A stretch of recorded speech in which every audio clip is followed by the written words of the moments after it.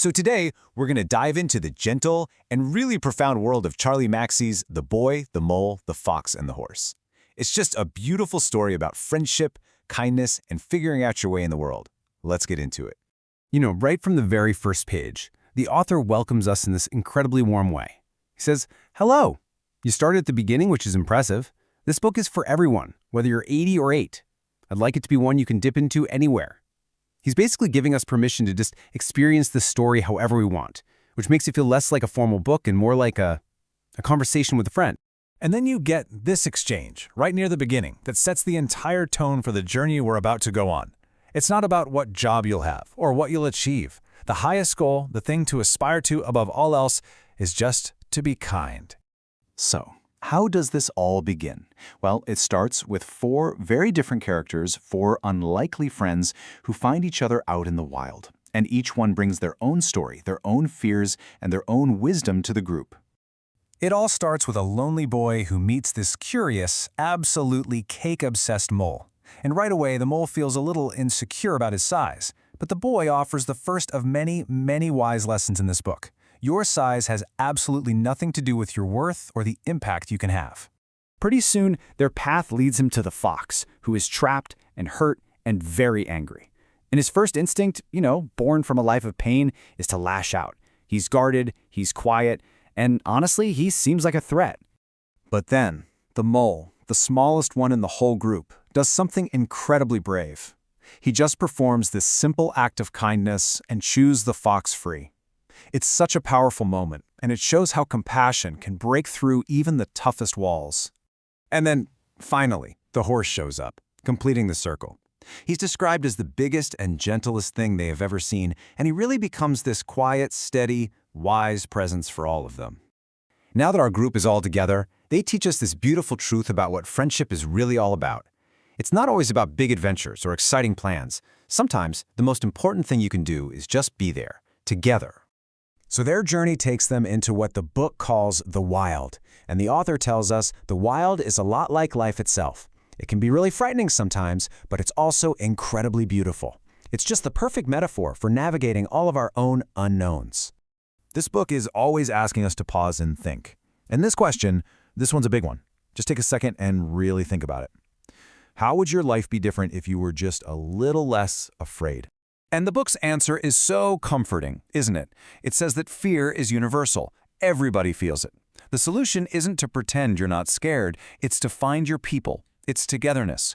We don't have to face the wild all by ourselves. And even inside that scary, unknown wild, there are these moments of just breathtaking beauty.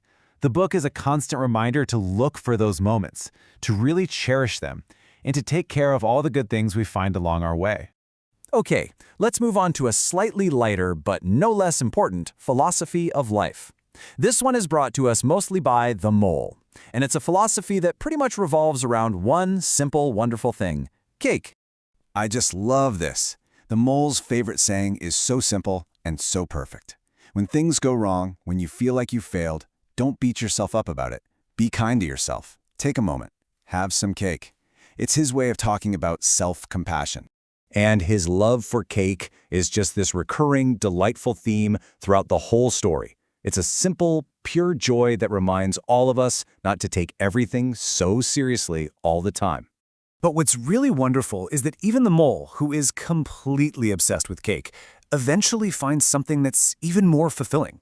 He realizes that a hug, that connection with someone else, provides a warmth that lasts even longer than his favorite treat. All right, let's shift now to what might be the single most powerful theme in this entire book, and that's the idea that true strength, real strength, is found when we're willing to be vulnerable. So, the boy asks the horse a very direct question. And before I show you the answer, just think for a second. What would you guess it is? Maybe, "I love you," or "I'm sorry." And the answer is just one word: help. That's it.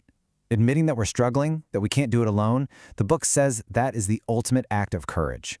What we so often think of as weakness is reframed here as the very definition of bravery. And the horse clarifies this so beautifully. Asking for help isn't a sign that you failed.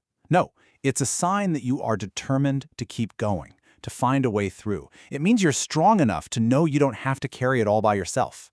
So as their journey goes on, the friends start thinking about their destination. They start wondering about how to get home. But then the question becomes, what even is home?